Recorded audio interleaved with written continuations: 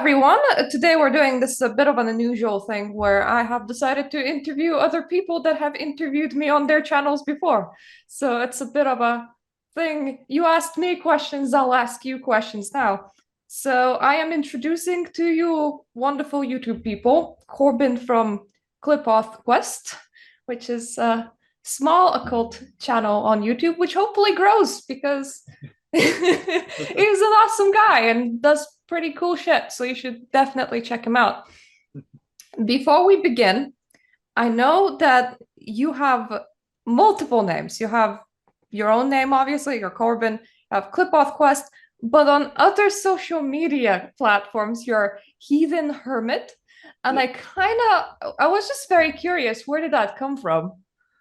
So originally, I was always called a heathen when I was a kid because my family was Christian.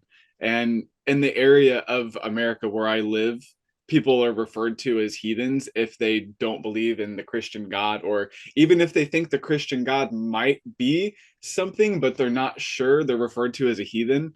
And I tend to be rather isolated and I love alliteration. So heathen hermit just sort of came about. Yeah.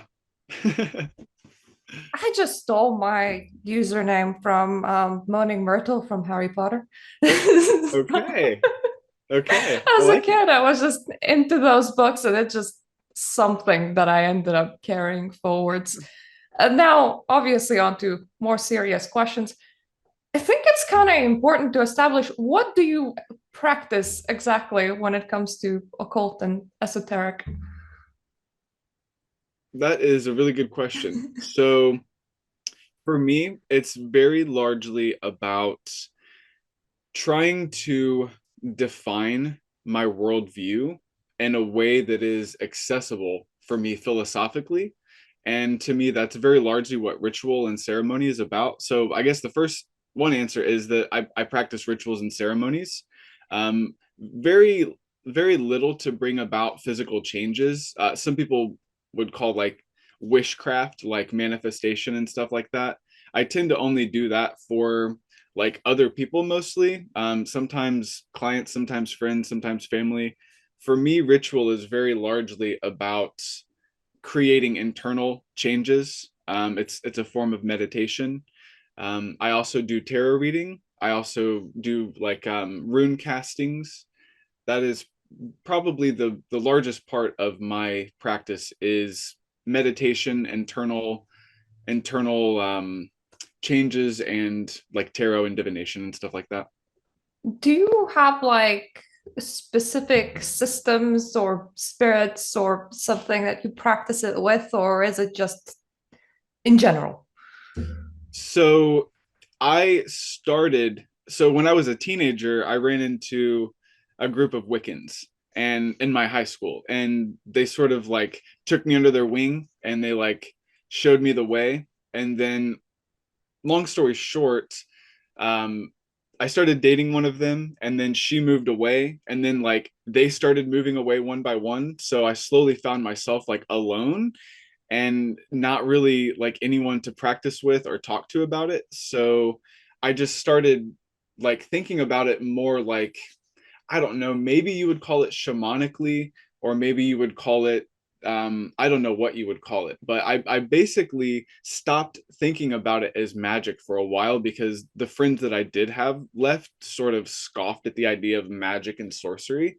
So then I started taking hallucinogens later and sort of started thinking about it from like, I don't know if it was more of a scientific way or just a different way. And so then when I was like in my 20s, I sort of came back to like magic and ritual and ceremony. So I just started taking everything in I could. I started studying the Golden Dawn.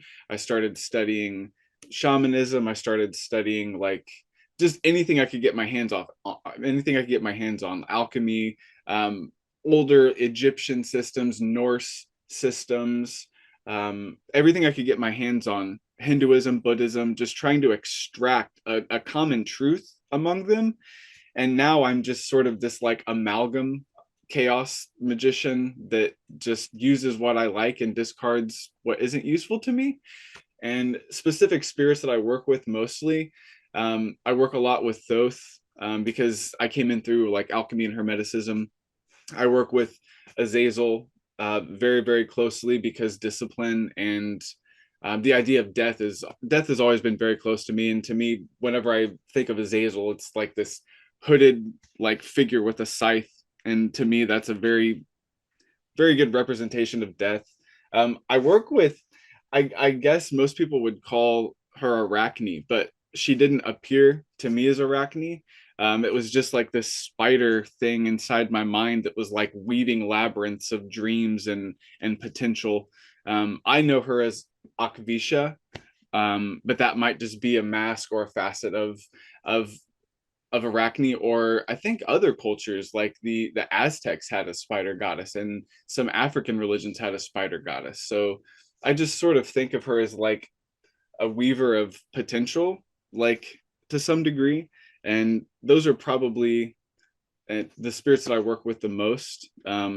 It's almost like I see Azazel as like a father figure, and Arachne or Akvisha is like a mother figure, and Thoth is like an older brother. I don't really like worship them. I just sort of like commune with them and just take advice from them when I can and try to treat them with reverence and respect, I guess.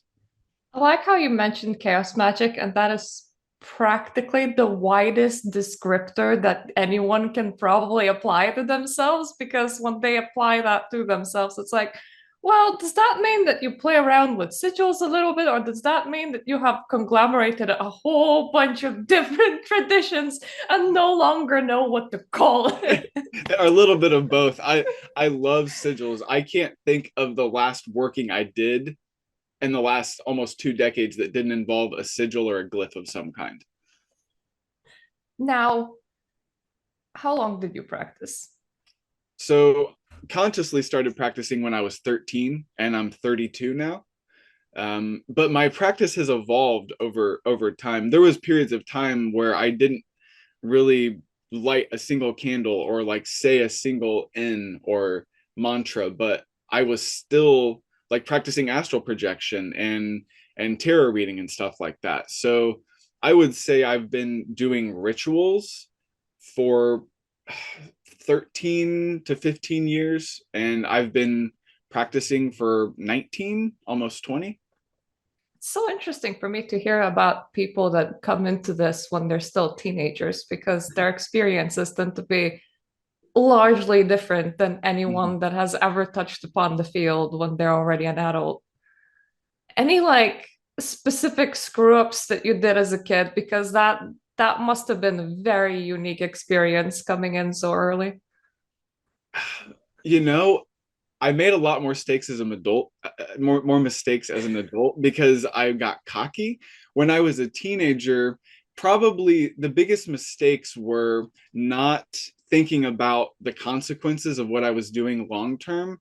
It was a lot of like, I want this thing right now, or like, I want this person to pay for what they did. Because I was like, I was super edgy as a teenager. Like, I went through this phase where it was like the world was out to get me for a few years.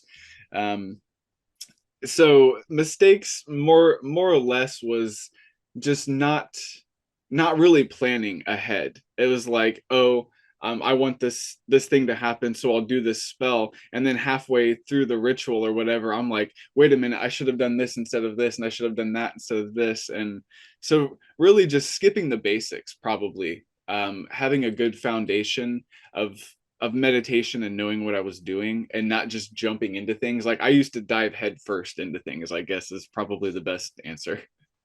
Well, that would be kind of expected from like a 13-year-old. Yeah. I remember when I was still running in the psychic vampire community, there was some ladies with very early awakenings that were Mhm. just recounting wonderful, horribly stupid stories, like going, maybe I could allure some spirits into my house. That would be fun. Those kind of workings. They're Yeah. normally done by children and they're normally don't go very well. That actually reminds me. There was a couple times where like I I basically opened myself up. the first ritual that I did was I had this dream where I was surrounded by fire, and I woke up in the middle of the night, and I grabbed a bunch of tea light candles and went outside and put them around me in a circle, and I just lit them all, and I was like, okay, whatever is out there that is willing to help me, like I'm calling you like now. And then like it's so cliche, but like this huge like breeze, like I'm getting chills. This huge like breeze came by, and like ever since then, like I had depression and anxiety for like 10 years. So in retrospect, I don't know if that has something to do with that, but just being so loose and liberal with whatever's out there, that may have been a mistake. You living in an urban environment? Because if you were, then I was, yeah, but we had like a fenced in area, so I was like, really only one side was exposed. because I imagine it would be such a sight to just like see a teenage boy in the middle of the night surrounding himself with candles in the backyard. Like I said, didn't think about it, just dove right in. And what does your practice look in your day-to-day life these days? Okay, so first, the first part of my practice, most people wouldn't even think was that magical, but cold shower is the first thing that I do, because that, like, whatever challenges I'm looking for in the day, like if I can take a cold shower, like that knocks the difficulty out of like the rest of my day so much. And it allows me to really ground and center, because good luck ignoring your physical body and its sensations when you're standing under ice cold water. It's very grounding, and I tend to be sort of a space cadet, so it's like like first thing in the morning, like ground and center. Then I have various altars, like I have an ancestral altar, and then I have like just various altars throughout my house and my space. So after I get out of the shower, then I'll light all the candles and sort of, give reverence to the things that have helped guide me and protect me, and also challenge me in my life. And then I spend anywhere from 3 minutes to 30 minutes just meditating and getting my mind clear. Like I said, grounding and centering. Then I will actually go into like rituals, which are a ceremony. So for me, a ceremony for me is comprised of multiple rituals. So like one ritual is like to remind me that, like, in many ways, like I'm dying every day when I wake up and I'm being reborn. So like there's a ritual that's dedicated to that. And then there's a ritual that's dedicated to sacrificing myself, like giving myself up to other people. And there's rituals that are designed to like cleanse and heal past traumas. And I go about this sort of cycle every single day, and it helps me to feel more whole, and it helps me to sort of connect yesterday to tomorrow, if that makes sense. That is a lot of dedication to your practice in the day-to-day life. That's just the morning. Oh, I have evening meditations that I do. It's funny too, because people ask me if I'm religious and I say no, but if I look at it from someone else's eyes, like I'm doing the whole thing. It's I almost feel like a priest sometimes, but I don't really consider myself that to be a priest. I don't know. That I'm word just not religious. I just spend about 2 to 3 hours in religion every single day. basically, yeah. And it's funny that you mentioned the cold showers because that tends to be what people's practice leans on later in life. Like you start mixing mundane with magical. So in Reddit's witchcraft community, if you ever visit it, you tend to see people like mixing teas with intention or cooking with love as a way Yeah, to incorporate I your love it. practice into your just daily chores. And having a shower every single day would also kind of fall into that kind of line of thinking. Mhm. Now, because you have such a long history of practices, were there any practices that you kind of started but then completely abandoned later on, going, no, this is not for me? That is an excellent question. So it's not so much that it was a certain practice that I like stopped feeling for or abandoned. It was how deeply into. So like I dove headfirst into the Golden Dawn tradition, thinking like, oh, this is the way. Like I dove headfirst into like Norse paganism, thinking like, okay, this is the way. I sit here and did this dance like 3 or 4 times, maybe 5 times, and then I realized like I don't know, it each religion is like a piece of the pie, and like no matter what section you're taking, it's not the whole thing. But I used to be much more into like like baneful magic than I am now. That's something that I used to rely heavily on. I used to just take all my trauma and just like exude it out instead of like transmuting it from within. Um, I'm trying to think. I'm looking around. So I used to be much more into channeling than I am now. Um, and when I say channeling, I guess I mean like just calling in random spirits and deceased ancestors. Now I tend to try to be more of an individual, I guess. So I guess I've sort of given up on like being a conglomerate or an amalgam of many things, and tried to just sort of figure out who I am as a whole. Now, you obviously dress slightly alternatively, and practice plays a large part in your life. Mhm. How open are you about your practice in your day-to-day life? Not very. I tend to gauge the room. Like if I see someone else that like wears all black, or if someone has like a pendant that looks kind of magical, I'll point it out and I'll say, oh, I like your gauges, or oh, I like that necklace. And depending on how they respond, or if they look at me a certain way, then I might go a little bit more into my practice. But I think most people day to day don't want to know about things like that. So if someone asks me, I'll typically say that I approach it from a philosophical perspective. Um, or if they say like, "Do you believe in magic?" I'll usually say, "Well, define believe and define magic." Like I usually have a sort of roundabout way that I handle things to make sure that they're not just trying to tell me that I am doing something wrong or evil or stupid, even though I may as well be. I don't know. That's what I'm trying to figure out.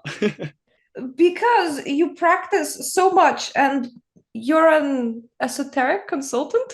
I Mhm. forget what was the Yeah, correct yeah, term for it.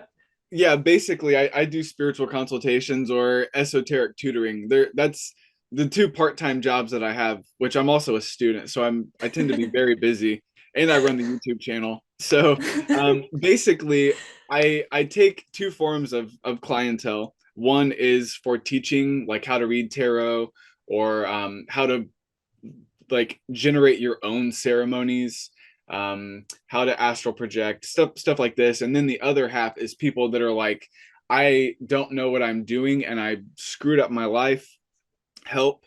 And normally the way that I approach that is by addressing, okay, like what is your main system of belief? Are you an atheist? Are you a polytheist? Are you monotheist? And then it's like, okay, let's run through your diet. Let's run through your daily routine.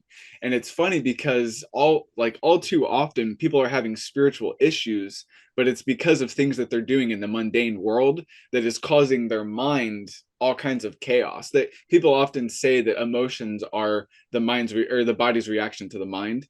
And so if you can sort of find the disconnect in there, a lot of times I only have to talk to somebody a few times for them to get the ball rolling, and they don't even need to talk to me anymore, which is great because the last thing I want to do is cause a dependency for someone on somebody else. That's what a lot of people say tarot readers do very often as well, where they just psychoanalyze the situation through cards, and that Sure. makes it very clear for people about what they're doing and where it's Mhm. heading. But because you talk with so many people and also you interview people on your channel, Mhm. have you noticed like very specific pitfalls that people have in their spirituality that you can just outline as like common problems that you could share?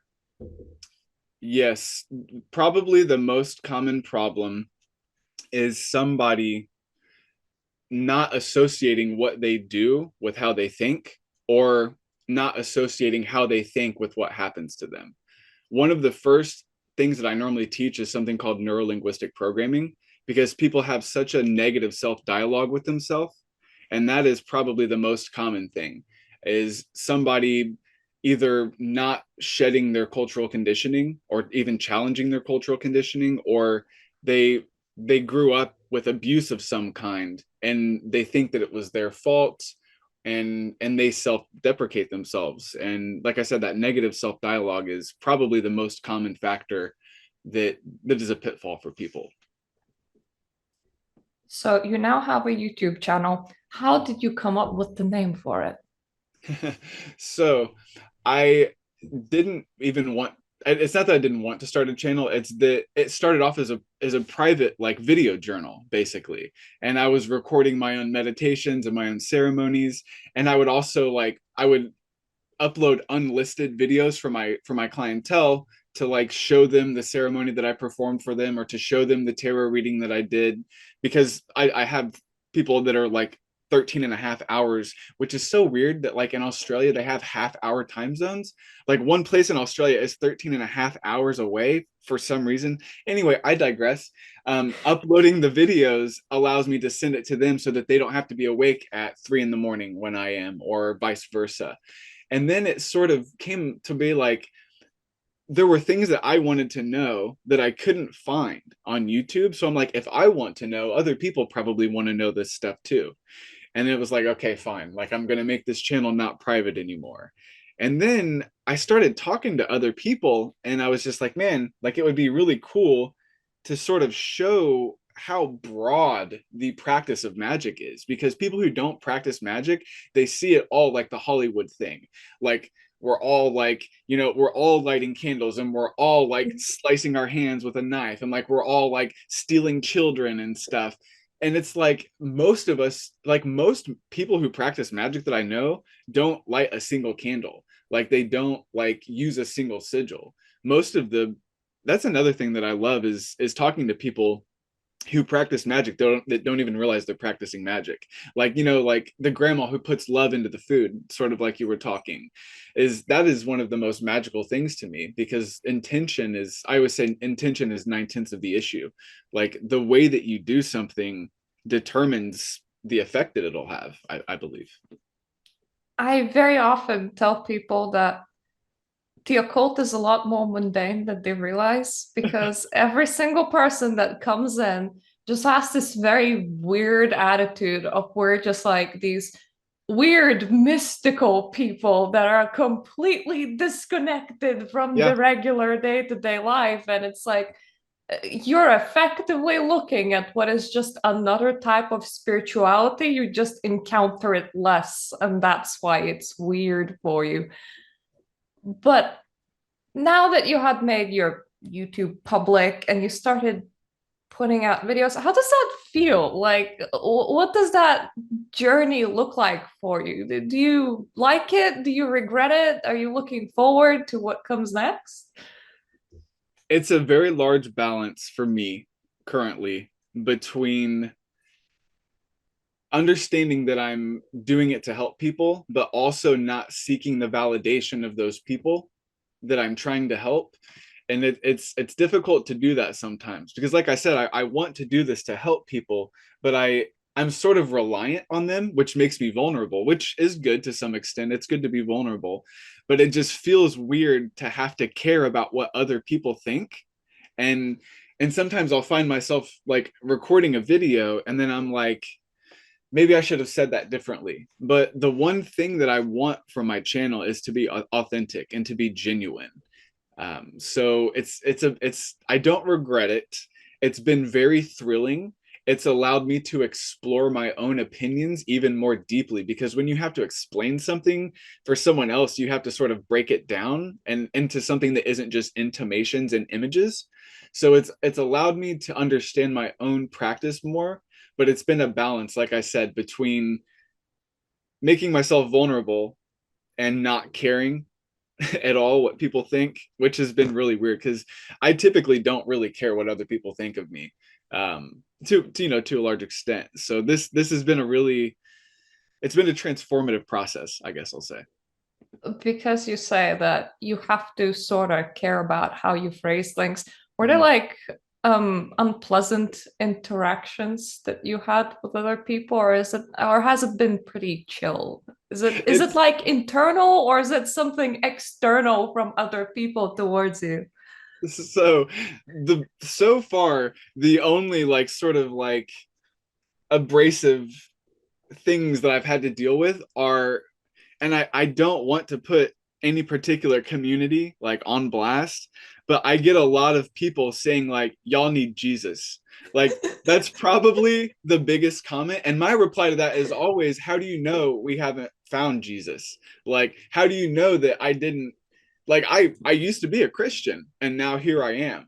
So it's like it's not that I never had God in my life. It's that either God is different for me or it wasn't for me, if that makes sense. But I've most people, sorry to interrupt, most people are pretty, they're like, okay, this is another magic channel. I don't believe in magic, whatever. Or most people come in and they're like, okay, the way that you explained that makes a lot of sense to me. Thank you. Which is funny because I always think it's funny how many people email me or text me to say, wow, that video was really powerful and meaningful, but they don't like the video and they don't comment on the video. And it's always interesting to me the reasons for that, and most of the time it's because of the nature of the information, that they don't want to like out themselves as a practitioner or like curious about practicing themselves. It is a shame because it's good for your CEO to receive comments Yeah, and it is. likes. It is. And the thing is like when they ask a question in a comment as opposed to an email, like other people that have that question get to see the answer and get to know, hey, this is a discussion. This isn't just another voice on the TV or on your phone telling you what to do. This is a dialogue. This is a discourse. Had run into a similar problem with people memeing the more tech related things where they're like, I have this very niche problem with my hard drive or whatever, and the only thread on it is like from 2007, and it will go something like the person going, oh, I have this problem, and then we might need to do this meeting in 2 bits because the Zoom thinks Oh, that it should end. yep. It says, yeah, that's okay. We can do two parts. Yeah, but I mean, they just state that, oh, I have this problem. Then another person will go, oh, I have this problem. I have this problem. I have this problem. And at the end of the thread, it will be like, never mind, found a solution. The thread closed. Yep. Yep, exactly. It happens all too often. A whole bunch of people that have the same problem have no way of finding the solution because it's no longer posted online. Exactly. Yeah, And yeah, exactly. Good point. Go ahead. and I also have run into Jesus people myself. They're great for exploding your comment sections, which makes you very visible on YouTube. Because I tend to just receive like this string of text, like a whole wall of text. Yes. And it will just go, you have to find Jesus Christ, blah, blah, blah. Say, that you're sorry for your sins, blah, blah, blah. And I just respond with no thanks. And then they Mhm. will pre chat me again. And I will continue responding with no thank you. And that way I receive like 20 comments on some of my Absolutely. videos. And Little do they know that they're just spreading your yeah. word, because the more comments you get, the more YouTube pushes the video. I literally had a back and forth with one person like 8 times a piece. So that's 16 comments in a video. Thank you. Hello, YouTube. I am a professional. I use free programs and then force everyone to have a break halfway through. Anyway, we were talking about your channel.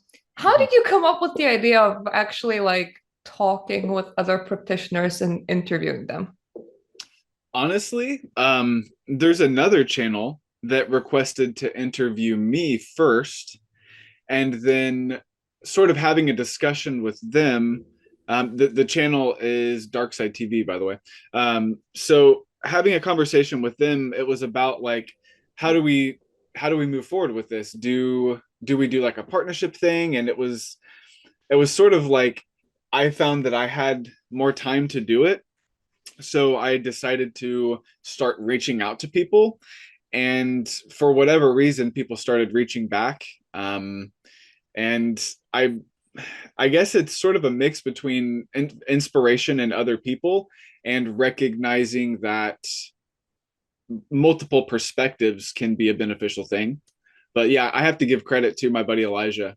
He sort of like did the whole like soft white underbelly, hot wings or hot ones thing, with the magical community first. And I think from his perspective, it was because he's relatively new to the practice. So he was taking it from like a, like not necessarily a teach me perspective, but like asking questions, trying to learn about how to do all of this stuff. And I think I approached it from, I'm somewhat familiar with it already, so I want other people to tell me what they think, kind of thing. I don't know, it just sort of like fell in my lap, honestly. I gotta say that there's quite a lot of like small channels running around Reddit, and they all have that similar premise of it's just like, oh, I want to interview people. And with most of them, I kind of look down on them because it's like you want other people to be your content exclusively. Like you're not making anything yourself. With your channel, you already have put quite a lot of heart in it, and this just kind of felt like a wholesome direction, like on top of it. So, like, it feels like you actually care about what you do and about your channel. And in that way, when that kind of person approaches and does interviews, it kind of comes off as a completely different vibe. Did you encounter a lot more of the let me interview you channels, or is that a rare thing for you? So not really. And I guess I never really thought about that. But yeah, like I sort of do my own content as well. And I I think I try to approach it in as genuine of a manner as I can. I genuinely like to make connections with other people. I genuinely want to know their thoughts. And I'm not trying to sit there and tell them that their thoughts are wrong or why they shouldn't do what they're doing the whole time, which is something that I have sort of in the few channels that I have come across. As soon as they ask the person how they feel about something, and then they immediately tell them why that's wrong. And I don't think that's the right approach. I don't know if it's because they think that if they don't disagree, that other people will think that they agree with them. But yeah, that's an interesting observation that you made, that I hadn't really considered. That I sort of already had content and keep making content, and that the interviews are just one side of the channel. I often wonder how weird it is for people to come for the interviews and then like realize that I also like am posting very personal rituals and ceremonies and meditations on there. Yeah, so I, I guess I hadn't thought about that before. I mean, don't worry, my channel's weirder. Like people come on for an interview and then they're like, there's a cult channel, and then they're also just played a Barbie game. What? Weird is good. We need more weird, I think. Um, Speaking of that, what is next for your channel? So next is, so I it's the channel sort of has like two sides. One side is the public and one side is private. So I want to continue doing interviews with practitioners. Then I also had this idea to interview non-practitioners to see what they think about other practitioners, or not other practitioners, but about people who do practice. And just that seemed interesting to me, to have people on who were like, like staunch atheists, or people who are like heavily against magic, and just to sort of get, not to try to change their mind, but to just sort of see why they think what they think. I think that could be valuable in the magic community as well, to sort of try to explain ourselves better, or just differently maybe. So that's sort of where I'm going to take after maybe these interviews will continue until I'm 78 years old. Who knows? But if they don't, I plan. I've had more than one person say, I hope this series lasts forever. And it's like, well, I'm not going to last forever. So I hate to break it to you. But after this series winds down, or after I've got enough to where people sort of get the gist, I think the next direction is interviewing non practitioners to see what their thoughts are. And then on the converse of that, on the more private side, is I've been working through the Qliphoth and doing meditations like that. I think the next is like the tunnels or the caverns that connect the Qliphoth, and then maybe even the light side of the tree, which is weird for a channel called Qliphoth Quest, but I think that there's a lot of value to be had in understanding the light side of the tree as well. And there's a lot of people coming into this that don't know how to tackle that at all.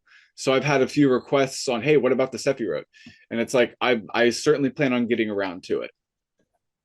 You know, it's quite interesting for you to say that you're going to be interviewing non-practitioners. I've watched quite a lot of Well, I watch quite a lot of Jewish content that just posts their day-to-day lives because just their own rituals and practices is interesting for me.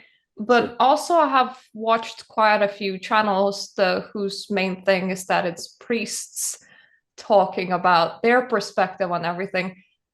To have an honest conversation with someone, like no dogma, just Mm-hmm. approach and just to see their worldview Mm-hmm. when you're coming from a worldview that they may oppose, Mm-hmm. is just such an interesting concept. And I would love to see it done. Of course, if you don't run into people that just like immediately tell you that you're scum of the earth for not agreeing with Yeah. them. Yeah, I do get threats sometimes, which always blows me away because it's like you're sitting here calling me a bad person, yet you're telling me to delete my account. And they're not talking about my YouTube account. I should be clear about that. They're telling me to do things that are not very compassionate and caring. So that's always interesting. But yeah, I would love to engage in discourse with someone that is not centered around dogma, like you said. The whole, delete your account or delete yourself comments. Mhm. Just yesterday, I had a guy that was just sending me nonstop conspiracy theories and nothing else with the reptilians eat babies sort of thing. And I Oh got wow. like one sentence in of like, chill out, these are conspiracy theories before they went off the rails completely, telling me about how I am scum and how they would be violent if they would ever see me in real life. And then they blocked me. And it's like, wow, um, you're a very nice person. And you know? obviously they want to have a discussion and not just spew rhetoric. Mm-hmm. And what is next for you as a practitioner? So next as a practitioner is to sort of it, I'm not the best with technology, so I've been working on a website and a web store and a way to teach classes in a way that isn't so one-on-one, because it's more expensive to teach people one-on-one for them than to like open up a group setting. And it's also better, I think, for people to hear other people asking questions, because so often people are afraid to ask questions and they don't realize that half the time half the class has that question as well. So I'd like to move into more professional um, systems of handling things. I also am in the process of getting a degree in kinesiology. So I look forward, which is essentially the science of the movement of the body and how it works. So I look forward to being able to apply scientific, physical approaches to my consultations. I think that is what's most immediately in the future.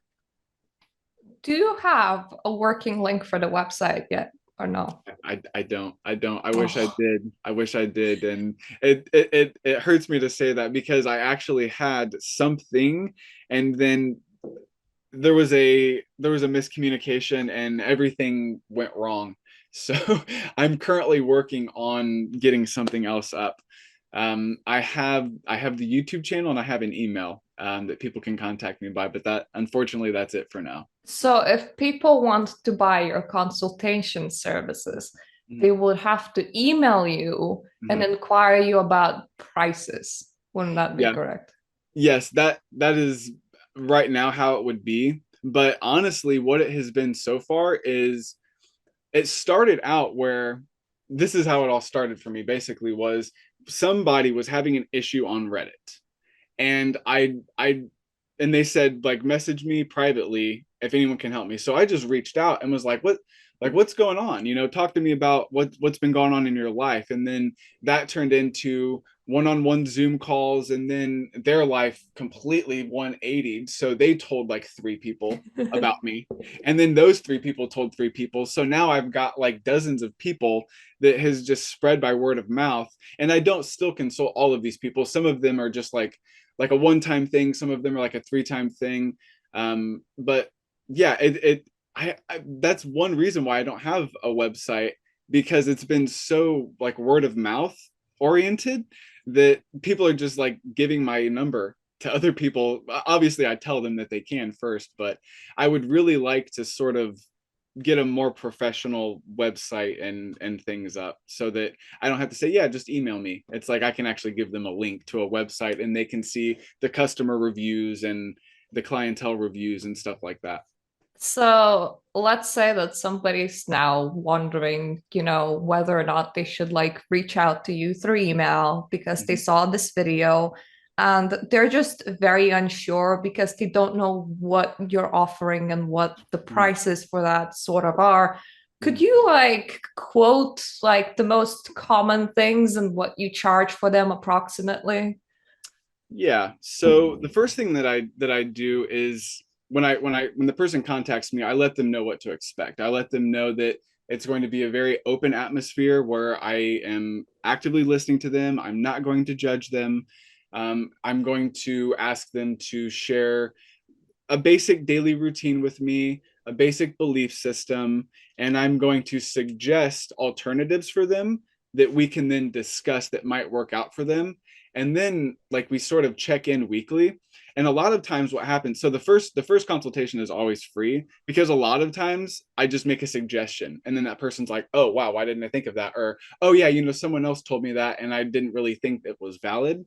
And then I will a lot of times just keep in touch with them through WhatsApp or Telegram and check on them weekly. Hey, how's it going? Are you still doing all right?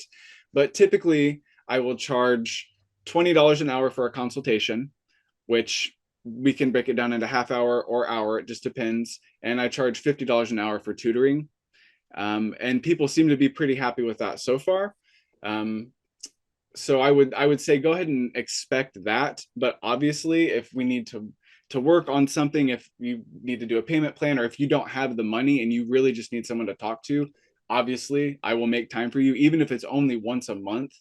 Sometimes having someone else to talk to once a month or once a week can make a world of difference. And I would never put money between helping somebody or sharing my experiences and my the information that I've garnered over time with somebody just because of a financial thing.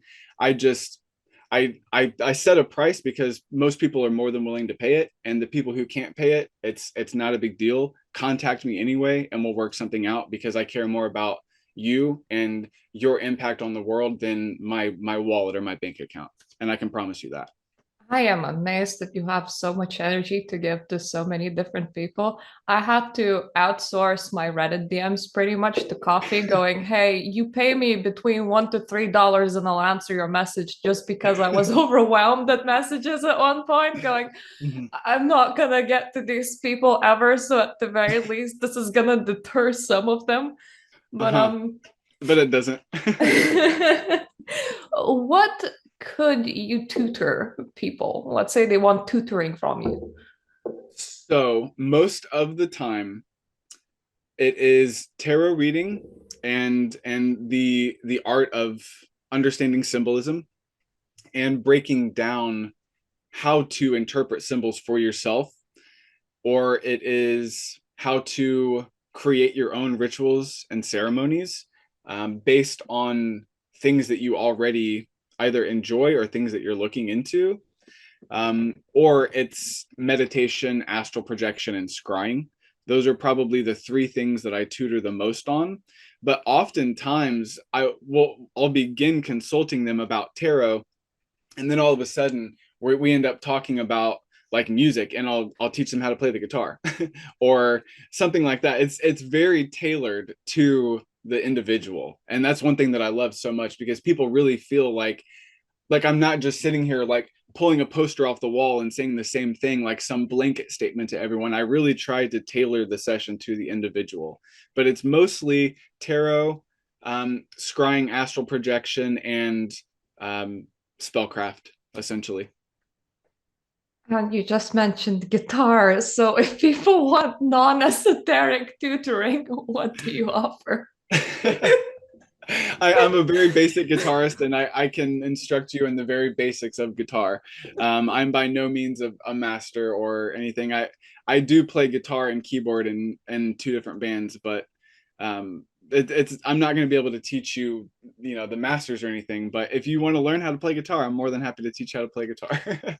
It would be very interesting if some person was like, "Oh, this occult dude, I really want to learn the basics of guitar now." Hey, I'm all for it. I will leave your email. I think it's on your YouTube page, isn't it?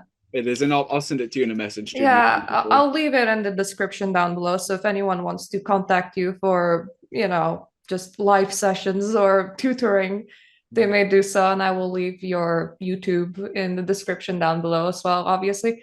Do you have any like closing remarks, anything that you specifically want to say, YouTube? Never underestimate the value of an individual life.